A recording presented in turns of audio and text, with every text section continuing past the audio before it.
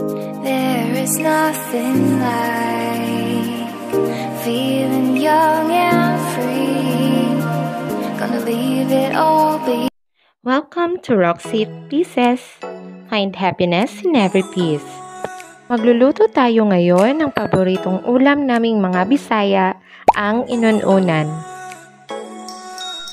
Tamang-tama, napaka-presko ng ating isda.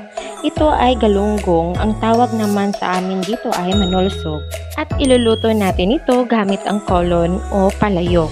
Nakita nyo naman, napakaitim na ng aming kolon. Tingnan ko nga, mas matanda pa yan sa akin eh. Ito kasi yung the best way na lutuin yung paksiw. Kung wala kayong ganito, pwede na yung normal pot na everyday nyong ginagamit.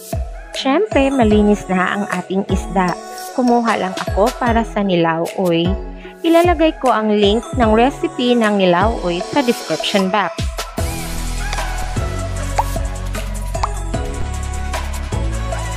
Very simple lang ang ingredients na gagamitin natin.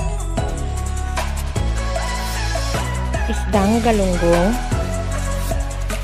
konting asukal, asin, syempre seasoning, at calamansi. Yan yung secret recipe namin. Bawang. Yan lang din naman ang ating ingredients. Tara, simulan na natin.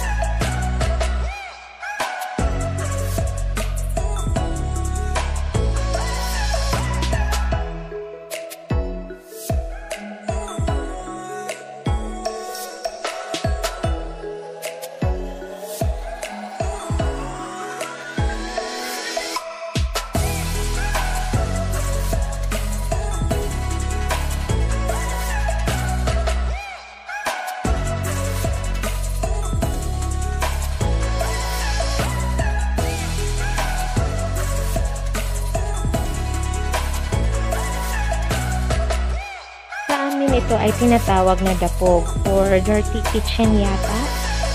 Exactly, dito natin nulutuin yung ating INUN-UNAN.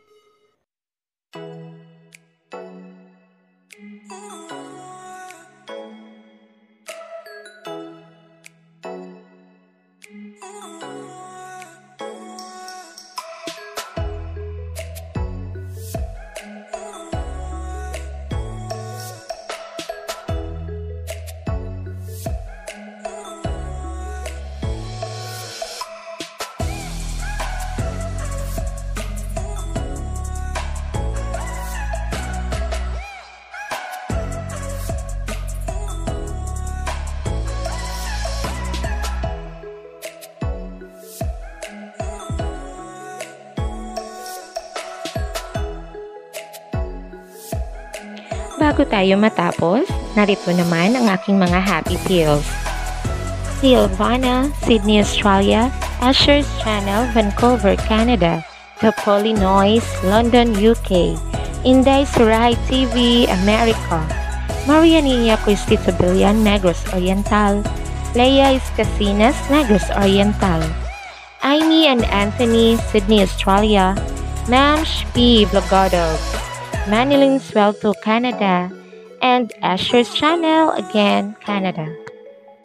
At sa mga hindi pa nakasubscribe, please subscribe in my channel and please click notification bell para ma-notify ka sa susunod na upload.